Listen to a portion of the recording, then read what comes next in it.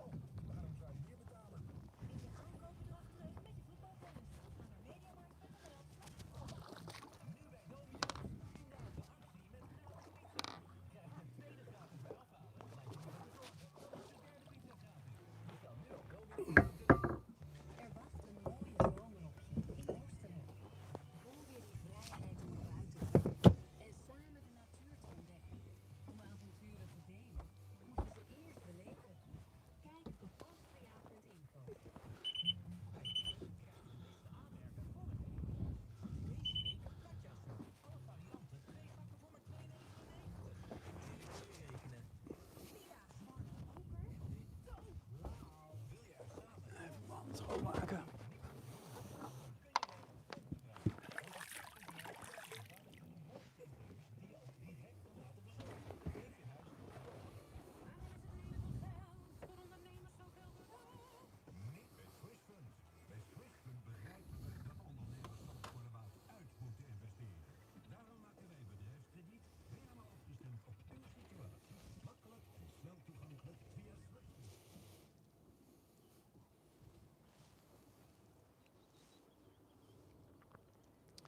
Welcome on our very first Q&A, question and answer of Campers Watersport on a beautiful evening, sorry, here in Aalsmeer on Westeinde Lake.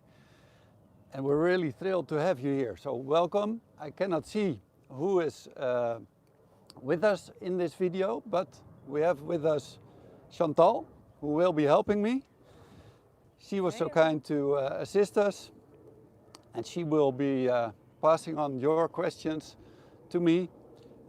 I hope to be getting lots of questions, but if not, I will be taking a tour with this beautiful Sea Ray, which, by the way, we were allowed to use by the owner, Hans. So Hans, a big thank you to you for using this beautiful Sea Ray SPX 230 outboard. And we also have with us, of course, a cameraman, Vincent. He does quite a few videos for us, and he is assisting us. So welcome also, Vincent. If you don't really mind, I will be putting on my sunglasses every now and then, because well, I have something with my eyes, and the sun is quite low. It's 7:30 here in Aalsmeer, close to Amsterdam, so the sun is quite low, and that may be a bit well, a challenge to me. So again, welcome. We just lifted the anchor, and I'll be starting the engine, which, by the way, is a great Mercury Verado V8 of 250 horsepower, which is not the standard engine on a Sea Ray SPX 230 outboard. That is actually the biggest option you can get, and well, I personally feel that this is a great combination. A truly smooth and quiet engine. We just started her up. She's still warm. Of course, we took a little spin getting here. A small area, by the way, called Blauwe Beugel in Dutch. A bit sheltered from the wind, and we'll be going through the small island area here in Aalsmeer, which is, I personally feel, a great area. I grew up here, and I've been out here as a kid, so I know all the small canals and the islands here. And we have our own campers island also, which we'll be passing later. So, Chantal, do we have any people with any questions yet? We're a bit early, so we don't have any questions yet. Okay. But we received some Okay. via the mail. Good. So we can start with the first question from the mail. Okay. The first question was, why should I choose for the brand Sea Ray instead of other brands? Well, that is, of course, a really good question. Sea Ray, of course, instructs us as dealers to study the marketing and everything that Sea Ray thinks is important to customers. And there's a great marketing team with Sea Ray who does an excellent job. And of course there are some really nice marketing terms such as inspired design and meticulous craftsmanship and stuff like that, but I personally feel, to keep it straight and simple, that it has to do with two things, and that is experience and passion. And why I'm saying that is that Sea Ray is one of the, perhaps even the oldest and certainly biggest sport boat builder in the US, who started in 1959, so that's already over 60 years ago. So there's lots of experience in these boats and also passion. I know quite many people at Sea Ray, people in the design team, people in the marketing department, and they're all really positive boating enthusiasts, really inspired to do a really good job and develop the best boats available in the market. And perhaps as an example, or maybe as a bit of a background, we as Kempers Watersport, being a dealer for quite some time already, started doing Sea Ray. We do other brands also, Axopar and Boston Whaler. They're also premium brands, and we were really pleased with Sea Ray because that is one of the premium brands available. And there's a lot of attention to detail in the boats, but it's basically, I feel, a way of thinking. If Sea Ray builds a boat, it starts by designing, and Sea Ray always thinks how they can develop boats, make them better, improve things, even in a way that we as a dealer with our sales team at Kempers Watersport sometimes think, why are they coming up with a new model? Because the current model is already really, really good. And when the new model then actually comes, it is again an improvement, which even we as a dealer are impressed. And also, again, it's the attention to detail. It's all the upholstery, such as this, the nice stitching and the nice detailing, such as these nice stitches and these patterns here. It's again attention to detail, and that carries throughout the whole boat. It's again a way of thinking. So many things make a Sea Ray, but I think again it comes down to both passion and experience. Thank you. We have a question from Mitchell. Is it possible to use two outboard motors, and what is the maximum horsepower? Well, first of all, Mitchell, good to have you with us. Thank you. You're very welcome. On this Sea Ray SPX 230 outboard, it's not possible to have twin outboards. You need a bigger boat. By heart, I think the very first bow rider from Sea Ray to be able to have twin outboards, a twin installation, is the Sea Ray SDX 290. On the 230, the standard engine, on the 230 outboard, the standard engine would be the Mercury 4-stroke 150 horsepower, which is a really nice, quiet, smooth engine. And as an option, you can have different engines, with this V8 250 horsepower being the top in horsepower. And I personally feel that this is a truly great combination. Thank you. Was there something behind the comma, Chantal? Yes, what is the maximum horsepower from this boat? Yeah, okay, well that is 250 with this Sea Ray SPX 230 outboard. Yes. And what extra options are available for this boat? Well, there are of course many options available. This is kind of a special boat.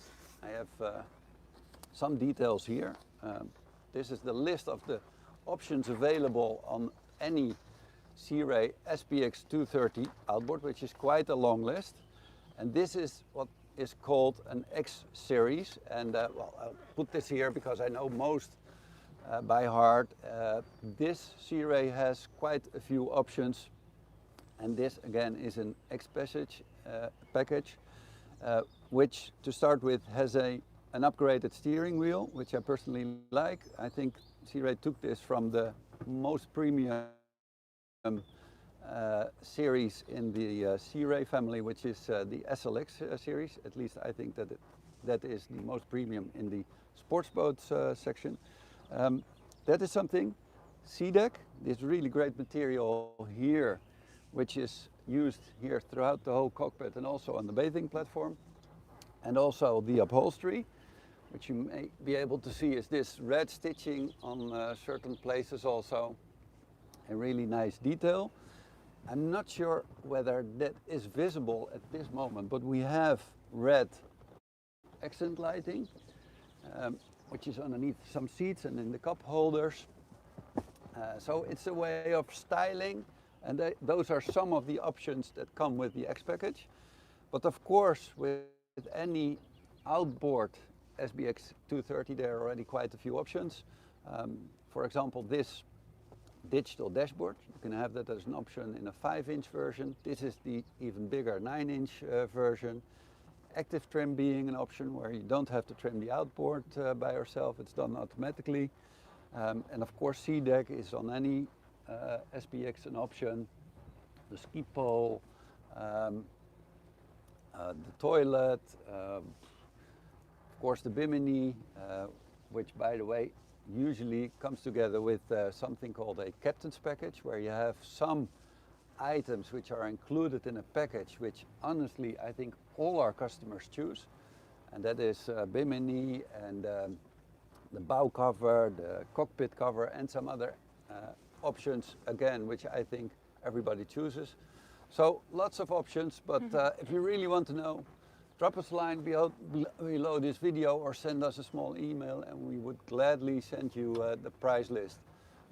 Where I do have to mention, by the way, that we are the dealer for Holland only, not for any other countries. We would gladly answer your questions, but if it comes down to pricing, please check with your local dealer. Thank you, Bert. We received another question from Nick. Okay. Can you easily go with this boat to the Kennels of Amsterdam? Yes, you can. Welcome, Nick. Good to have you with us. Yes, and that actually is quite a good question, which I'm happy that you're asking, because you may notice that I'm going in between quite narrow waters. And just as an example, I'll put the engine straight now. Some of you watching may have the experience with stern drive propelled sport boats. And they tend to have the character that they tend to do this while driving slowly. And what I am an outboard enthusiast. I drive one with twin outboards, by the way. But one of the big examples I personally feel with an outboard propelled boat is that it is really going straight. And that may sound strange, it may sound obvious, that is a very natural thing, but it isn't, to be honest. It's not a big deal with the stern drive that the boat does this, because in the effect it really goes like this, but in that way. But it's just very nice not to have that effect of going like this. So yes, Nick, in the Kennels of Amsterdam, that is very pleasant. And also, the boat is not really high. I don't really know the height of the window frame here by heart. It should be somewhere around 1.20 meters, but I would need to check, which is low enough for the Amsterdam canals. And also, the outboard doesn't go all too deep in the water. And if for some reason you would end up in a place where it's really shallow water, you can always tilt the engine a bit like this. I would certainly not recommend this doing that too frequently, too often, and for no reason. But in some conditions, if you have really shallow water, you can do it like this and lift the outboard a bit. Thank you. We have a question from Rens. How fast can this Sea Ray boat sail? Yes, well, stick with us, Rens. Happy to have you with us. As I mentioned, we're going in to the small waterways now, but we have a speeding track here on the lake. So we're not allowed to go fast in every place, but we will be doing some speeding later. We chose to do this because we think the wind will drop. There's not a lot of wind, maybe a force 4 or so. But with the audio especially, we need as little wind as possible for you all to be able to hear us. So we'll be taking her out for a spin later and we'll check the top speed. I think by heart it will do 75 kilometers or so, but I need to check. Okay. We have another question from Mitchell. What is the fuel consumption of this boat? Good question again, Mitchell. Well, that is a question that many people ask me. Any person coming to visit us and looking for any sport boat, especially gasoline propelled boats, people are many times worried about the consumption. And I always say, well, of course, engines such as this use gasoline. And sometimes when you really pick up speed, it does require quite a lot. But if you look at the figures, you may be, well, even to a certain extent be shocked by the figures you see, because with some boats you have a fuel consumption up to 100 liters an hour, and that may sound like a shocking figure. But when you do 80 kilometers an hour, it's actually not a lot, because you never do 80 kilometers an hour. It's only maybe for half a minute or so you have to try if it still is capable to do that speed. And a lot of the boating you do, I know that from my own personal experience, because when we have a boat and we do the service, our mechanics can check how the boat has been driven. And you see a column with all the RPM and how much time per RPM range a boat is driven. 90% or more is below planing. And below planing, the fuel consumption is really low. Just as an example, we're doing around 7 kilometers an hour now. And we're doing, maybe the cameraman can follow me, but 3.8 liters an hour, which is really not a lot. I always ask also people whom we've actually sold a boat by the end of the season, when they come to bring their boat to us for winter storage or service, I always ask them, of course, how their season was, and they're usually thrilled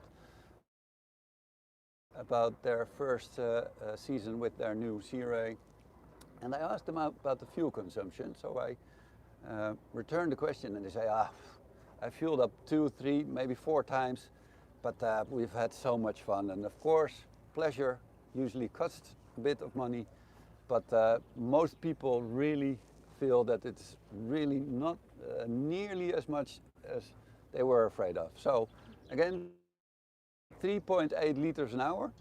I will be picking up the speed later, so it will increase.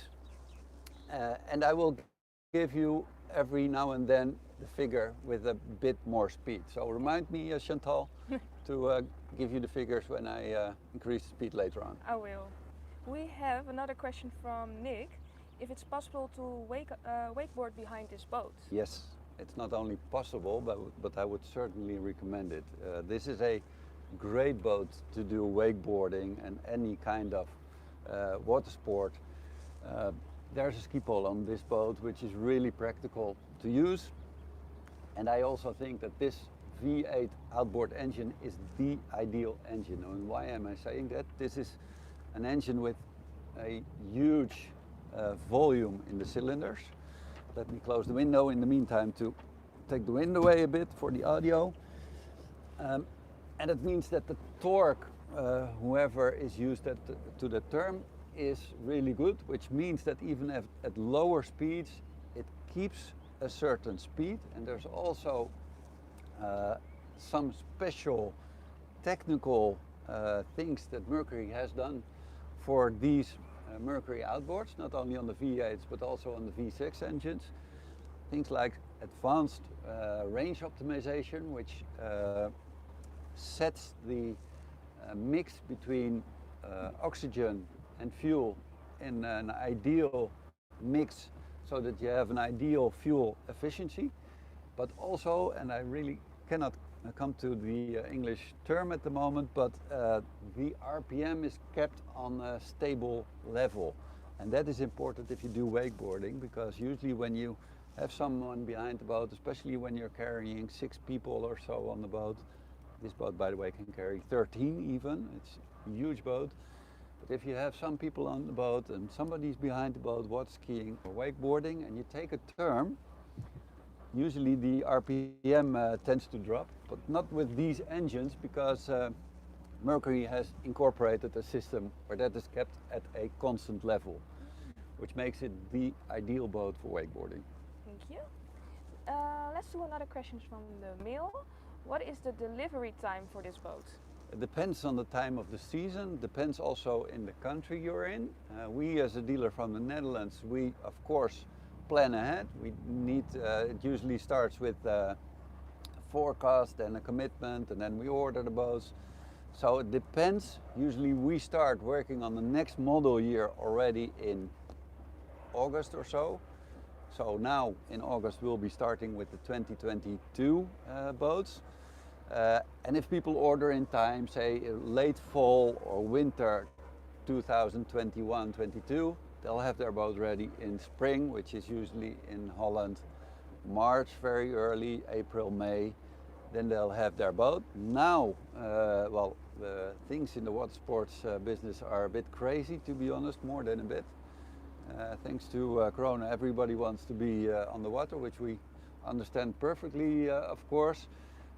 So many dealers and also we are nearly sold out, but we do have one left, not the outboard version, but an inboard version. We have one stock boat which is still available, but that's one of the very last ones. In normal years, when you want to plan ahead and when you want to have your boat in time for spring, my personal recommendation would be not to order later than February, because then usually you can still have your boat in time for the season. Okay, thank you. Do you need to have a navigation license for this boat, and what are the costs? Well, I don't know that for all countries, but in Holland you do. If a boat can go quicker than 20 kilometers an hour, or if it's bigger than 15 meters, you need something which is in Dutch called a vaarbewijs, a special license like a driver's license, which is proof that you're actually capable of driving one, and you have them in two levels, vaarbewijs 1 and vaarbewijs 2. And the one you need to have depends a bit on the area you're in. Vaarbewijs 1 you need for most waters in the Netherlands. And if you want to be able to have a planing or bigger than 50-meter boat on certain areas of the IJsselmeer and some areas in Zeeland, you need to additionally also have the number 2 license, vaarbewijs 2. Okay. And where is this boat built? Good question. And why am I saying that? That is because everybody knows, I think, that Sea Ray is an American company, which is, well, again, they started in 1959 and they have quite a few facilities spread throughout the country where Sea Ray is building boats. But around 20 years ago or so, the decision was taken to also build boats in other countries, and one of them is Poland. So Sea Ray have been building boats in Poland for around 20 years now. And initially the reason was to be less dependent on the exchange rate, which at that time was fluctuating quite heavily. So Sea Ray wanted to be less dependent on the exchange rate. And also they wanted to save transportation costs, because of course having to transport a boat such as this, which is close to 8 meters, from the US to a country like the Netherlands costs quite a bit of money. And there's a lot of craftsmanship in Poland. So in the meantime, by the way, I have to be careful with all the boats. It's getting kind of busy here. But there's a lot of craftsmanship in Poland, and we as a dealer are really happy, especially since 2018, that Sea Ray is building boats in Poland, because there's a trade war going on in the European Union, and there's an extra import tariff imposed on sport boats and other things. I think also Harley Davidson has to deal with that, which is even up to 25%, which is a lot. So there's a huge tax on those boats, but not for the boats built in Poland. So where Sea Ray was usually considered being a premium brand, also with a premium price, being more expensive than other comparable boats from different brands. Now we really have good value for money, and that is not that they're being built differently, but just because we don't have the 25% tariff, which is fantastic for us as a dealer, but gives us a different challenge now because demand has increased dramatically since 2018 and especially now. So Sea Ray is struggling, between brackets, a bit to keep up with the demand building sport boats. Okay, thank you. We have a question from Suzanne. What are the possibilities for us women to sunbathe? Good question, Suzanne. Good to have you with us. Let me stand up and leave her floating for a while because I have to walk around to show you. There are lots of possibilities because here in the bow area, which is huge, it's really wide. It is a wide boat with quite a big beam. There's a filler piece available. We left it out for now for me to be able to walk through the boat, but there's a filler piece available here with also a backrest here. And this bow area is huge. And just to show you, I'm 1.92 m. Even if you sit up straight, there's plenty of room here. And if you are not too tall, you could even lie down here and sunbathe. This, in practice, I always find is the preferred spot, especially for kids. This usually is the area where the kids hang out. And with this filler piece, again here, and also with the backrest in, there's place here for, I think, if you have kids up to 12 years old or so, I think 4 or 5 kids could easily stay here in the bow area. So a great huge area which can also be used for sunbathing. But not only that, here in the back, there's a sun lounge here. And there's this walkthrough, which is usually used when you're moored at the dock and want to get on and off the boat. But there's also a cushion which goes on top of this. And that is usually used when you're anchoring. And again, just to show you, being 1.92 m, there's plenty of space here. You could, especially if you're still in love, you could stay here and enjoy the sunshine here on this area. There's plenty of space. So a good place to be in the sun. And what I always like also, if you use the filler piece again in the bow area with the backrest, and close the window, you take away the wind. So if you're anchoring and you throw out the anchor, of course the bow turns against the wind. And that means that you take away the wind in the cockpit, this area here. So what you could also do is do a bit of lounging here and be sheltered from the wind.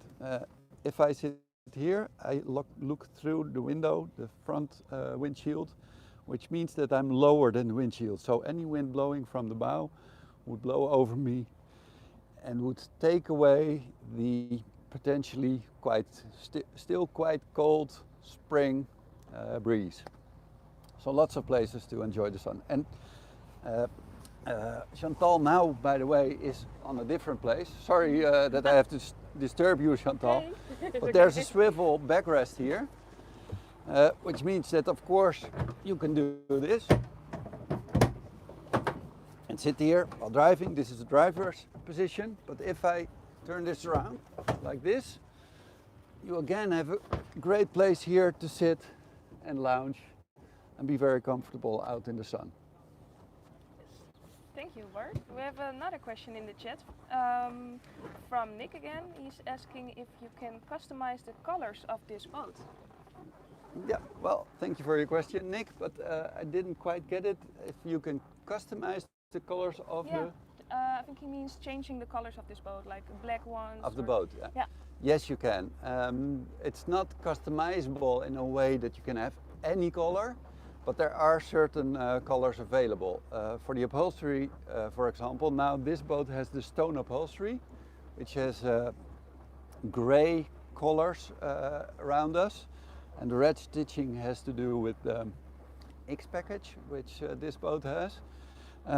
But as an alternative on a regular non-X package boat, you can have a color which is called ivory, which is more of a white with some darker, I would think grey, dark brownish accents, but they are only these accents, for example. And here on the sides, we usually, as a dealer, when we order stock boats, we usually tend to order ivory mainly because it's a bit safe to order that, and there's a brownish color available also, which is a bit more modern. Many people driving nice Porsches, by the way, like that color. I personally like it too, but then again, it all has to do with personal taste. And the outside of the hull you can have in different colors also. Of course, there are colors like gray, blue, red, white. There are all kinds of different colors, but nice also is that you can have the hull on the part which is underwater. You can have that in a color. And if you keep your boat in the water for extended periods, I would recommend applying anti-fouling. But if you have your boat on a trailer, that can be really nice because you have a really nice full colored hull. So not only the sides of the hull, which by the way are sculpted, which I truly like, but also the part underwater. Thank you, Bart. We have a question from the mail. How do you have to trim the outboard motor? Okay, good question again. Well, actually, the most direct and simple answer is you don't. And that may sound like a silly answer, but Mercury came up with a really great system called active trim, where most people who are experienced with boats, either stern drive powered or outboard powered, they are used to using their thumb like this. Perhaps Vincent can show our viewers how I do that. I'm sure you won't hear it on the video, but I can tilt the engine like this, which I just showed when I had my answer about driving through the canals and going in really shallow waters. This you can use to trim, and this system has been used for ages, which is a fine system. It's simple. You need a bit of experience. You need to feel a bit what the boat does, and you usually use it when you take her up to plane. But Mercury came up with active trim, where basically you don't have to do this anymore. This system uses GPS technology.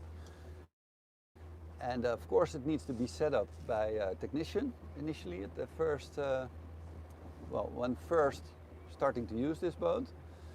And basically you don't really have to worry about it anymore. When this system first came to market, I thought, well, it sounds a bit silly. Why would I pay 600, 800 euros or more not to use my thumb anymore? Because that's really simple. But it's like driving your first car with an automatic gearbox. First you think, well, I can use the stick shift, which is fine and maybe a bit sporty. But it's the same with the boat. Once you're used to the active trim, you don't want to do without anymore because it's so comfortable. It's just one other thing that you do not need to worry about. And if you do want to do it manually, of course you can.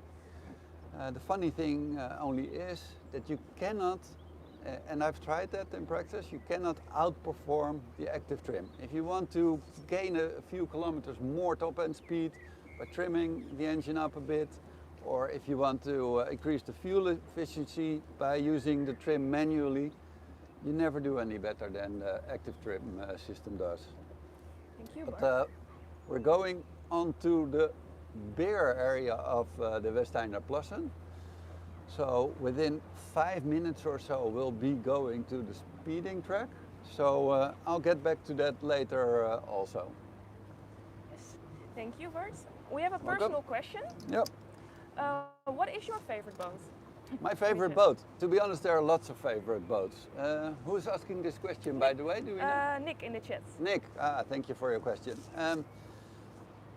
The silly thing, and this is not something that I'm saying because I earn a living driving with boats, but I like a lot of boats. I've owned quite a few. One of my first was a brand that we've never sold as a new boat, but one of my first was a Draco. Great boat with a 4-cylinder Mercruiser inboard engine. I loved that boat, but when we got our kids, we decided to sell it. When our kids were old enough, we bought a small Boston Whaler, a 13-footer, and I really loved that boat. It's a really tiny boat. I think we had a 40 horsepower outboard engine. My kids loved it. It's simple, it's small, it's practical. You could trailer it, so we took it to some lakes in France and a lake in Switzerland, and we had a really great time using that boat. And it's not that boats only always have to be bigger and bigger. So I like that Boston Whaler, but when I, for example, use a sailing boat, I really like sailing. I mean, the moment you're out on the water, you switch off the engine, and the boat needs nothing but wind to carry on.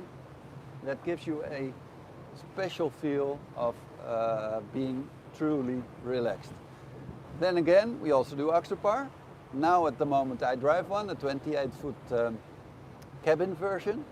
And I bought that boat because I'm usually busy in the summertime. I don't have much time to drive boats, and that boat is a cabin boat with the heating. So in the wintertime, even when it's freezing, I tend to take that boat out. So for me, at this moment, I truly love that boat. But if I'm driving a boat such as this one, to be honest, I truly love this boat. And I think the time will soon come that we have 25 degrees or so, beautiful sunny weather. I'm sure, especially my wife would say, why don't we buy a boat such as this one, which we both really like also. Thank you, Bart. We have another question from the mail. Why is this boat better than other boats? Yeah, well, I think I already mentioned something about why Sea Ray at the start, so I won't repeat all that, but personally I think to start with, it doesn't start with the boat, it starts with what a customer is looking for. So when somebody would enter our showroom for a very first time, they usually have done their homework and they come for a certain model. And of course we show the model, the boat, and we explain it. But while doing so, I usually tend to ask questions. Where do you do your boating? Do you like water skiing? How many people do you usually take along with you? And I think that is the right approach. I noticed that too many people have themselves led by what they just like from looks, styling, but you really need to start with where will I be using it? How will I be using it? So what does a boat need to have in order to fulfill my need as a boater? And of course, Sea Ray is a good boat. There are many other good brands.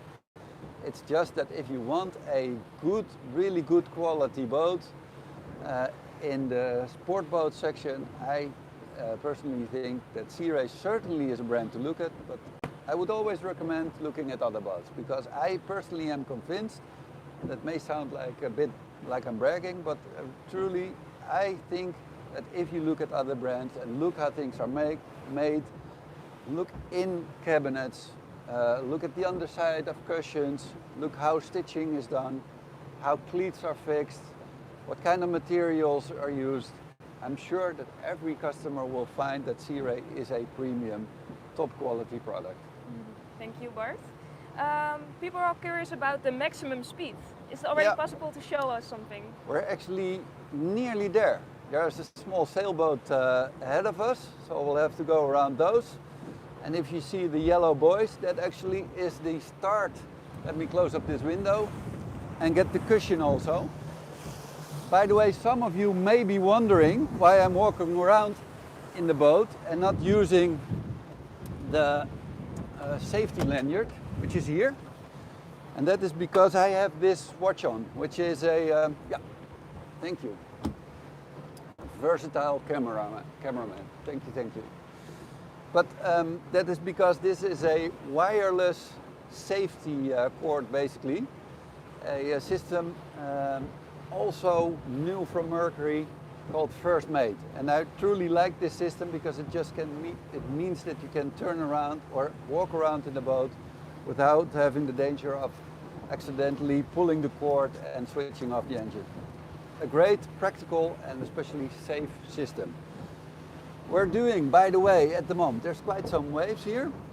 Again, there's of course 4 or so. We're doing 14 kilometers an hour, which is a non-efficient speed. I would recommend either planing or doing displacement speed below 9 kilometers an hour, but I'm doing this to avoid waves a bit.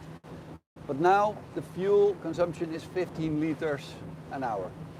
And let me pick up the speed to get her up to plane, which will make it a lot more comfortable. 23 kilometers an hour, 27, 32, and we're already planing comfortably. And now we're doing 26 liters an hour, but we're doing 35 kilometers an hour in the meantime. And I don't have the figure right in front of me where you can see the figure which is most interesting, and that is the fuel consumption per distance traveled, which is a way more interesting figure. I cannot see it at the moment, but I'm sure that especially with the new V8 Outboards, fuel consumption is really efficient, also or especially even at higher speeds. This is quite a low cruising speed, doing close to 40 kilometers an hour, but there's a bit too much wind, especially for the cameraman and for Chantal, who has to check whoever is asking us questions also. Yes. But when we get to the sides up there, we'll have less waves, and then I'll try the top end speed. By the way, I also like these Simrad screens. They're really, the visibility in really sunny conditions is extremely good, which is not something that is very logical. I've noticed that some people even tend to use iPads, which is of course understandable and not so bad. But in really direct sunlight, they are difficult to see, not with these nice Simrad displays. So let me pick up some speed. I have to be careful that we don't drop some loose items. See if anything can blow away. We're doing 50 now. 60.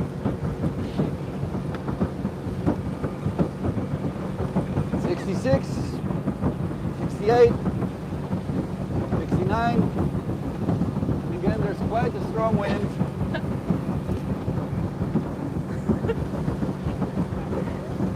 Against the wind, we're doing 69 kilometers an hour. I have to be careful, there's some wakeboarding here.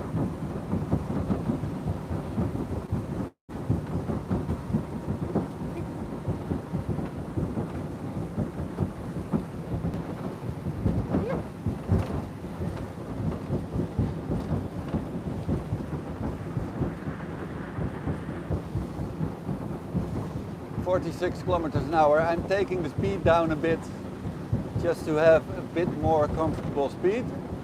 And while I do that, let me also take some short turns. So this also is a warning to Vincent, the cameraman, and Chantal. Yeah.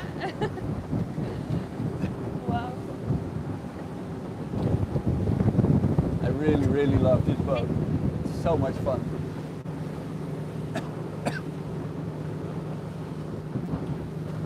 Oh my god.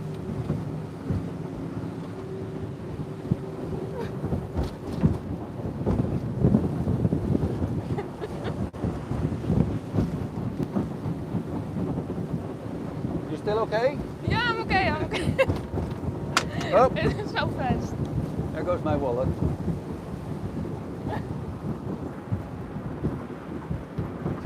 let me take down the speed so that we can answer any more questions that may have come up in the meantime.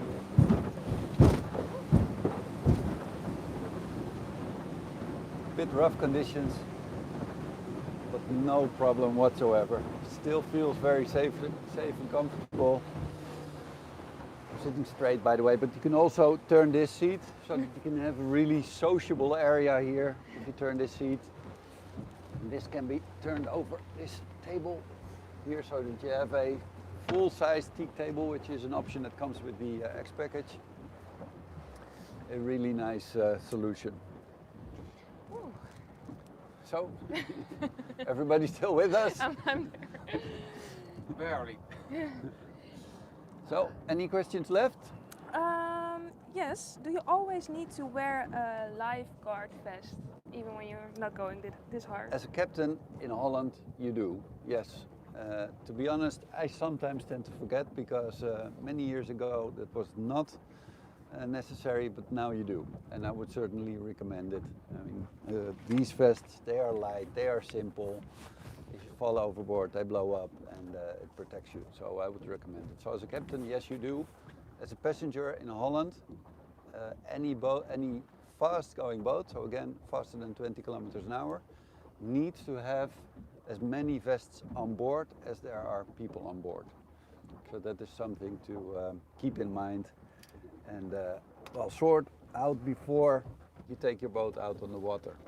Especially the police here in this area are quite strict on things like that, which I understand, by the way.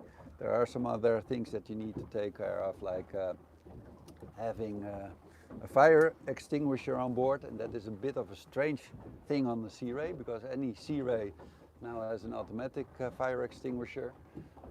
Any new Sea Ray has that, but still you need it, and it's not bad, of course, because if somebody else is in trouble and you have a spare fire extinguisher, you can always help somebody else out who's in distress.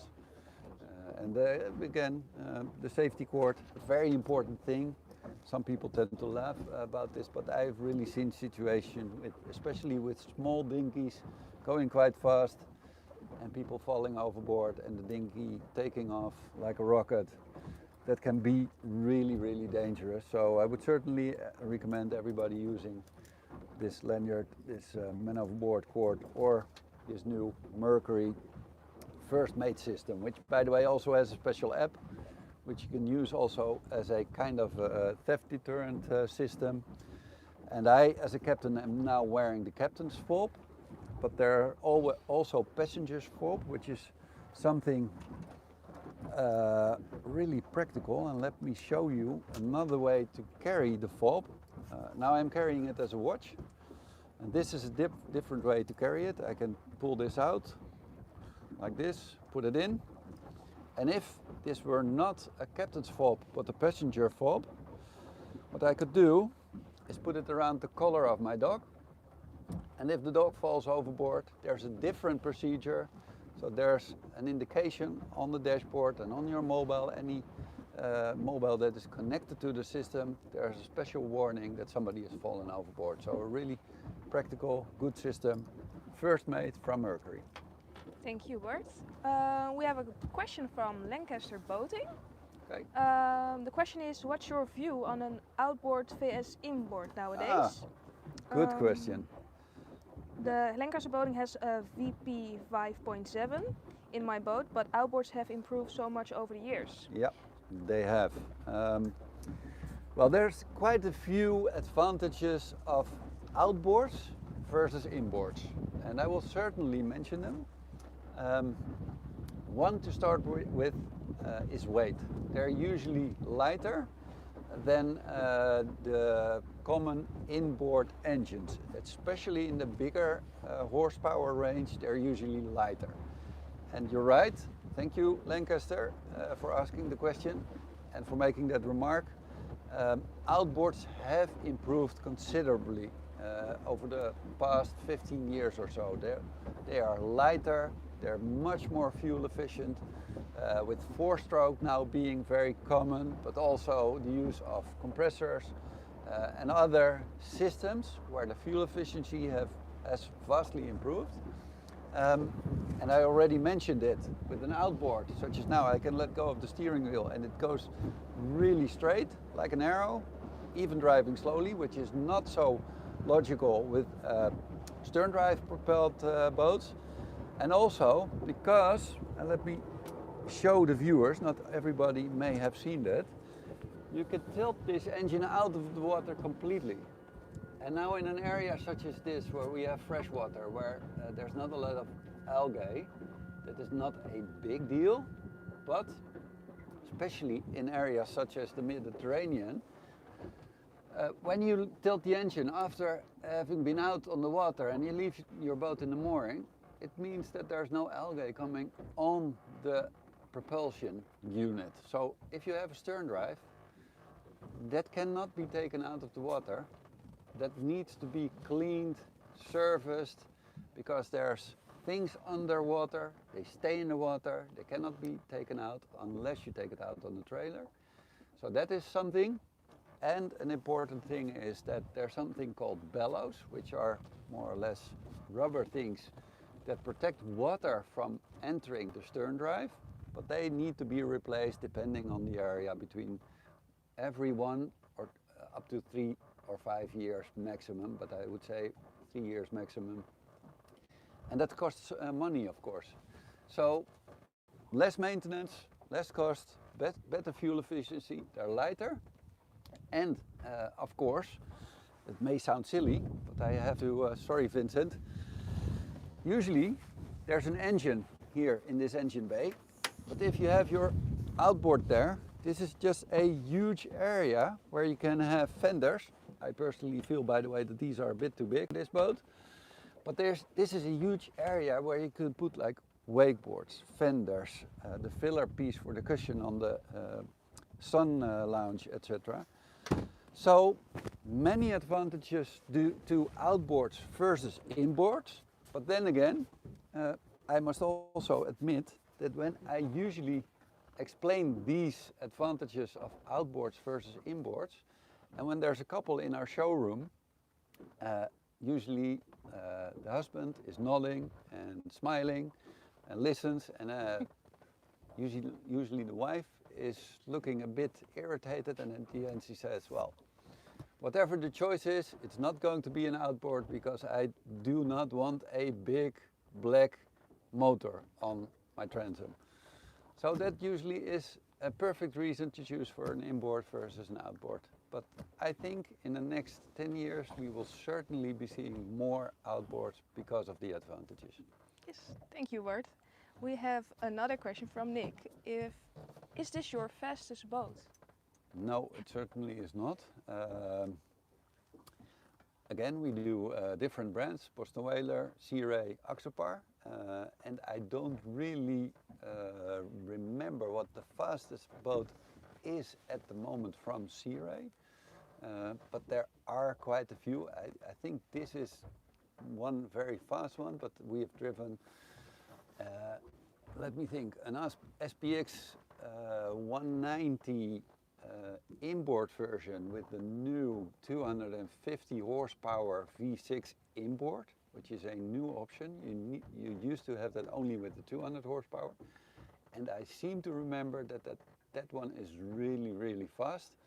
I personally think even a bit unnecessary. The V6 200 horsepower on the SPX 190 is plenty. You don't need more than 200 horsepower.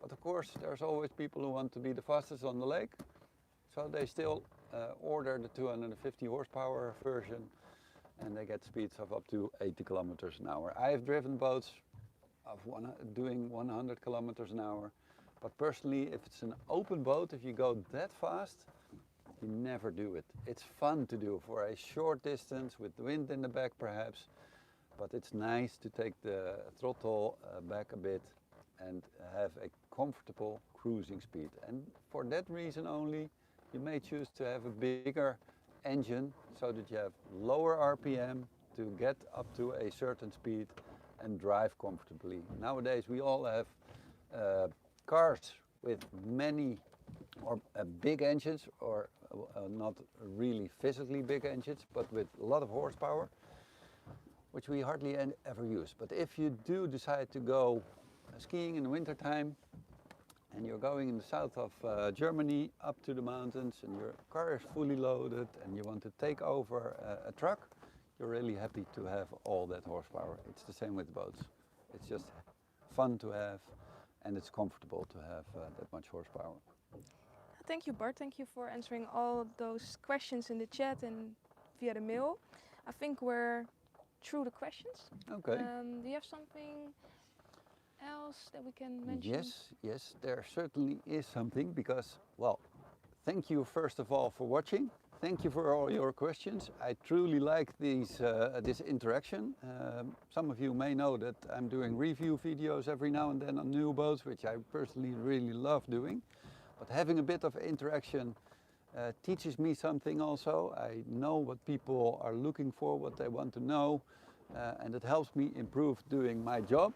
And of course, my job also is a fun job, so I like this interaction. It's a people's business, so thank you for watching and asking all these questions. But I would also like to know what you would want to see, because we intend to do a live video each month approximately, and it could be different things. Maybe another boat, such as my personal own Axopar 28 cabin, or a Boston Whaler, or maybe even the area. How do I water ski? Perhaps I can bring my two daughters along one time and show you how you safely tow kids behind the boat, maybe do some water skiing, go into detail of the Simrad screens, whatever. So anything you'd like to see, please leave your remarks below this video. We will certainly pay attention to that.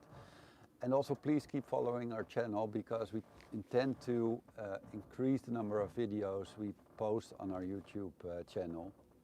So that is something I would like to mention. And also I'd like to thank you, Chantal, for helping me out. No problem. I think this worked out quite well. It is a first time, so it's a learning thing for us. So if you have recommendations, welcome. I would gladly look at them. But for now, I'd like to thank you for watching. Thank you also, Vincent, for doing all the camera work. Again, thank you for watching, and I hope to see you in our next Q&A.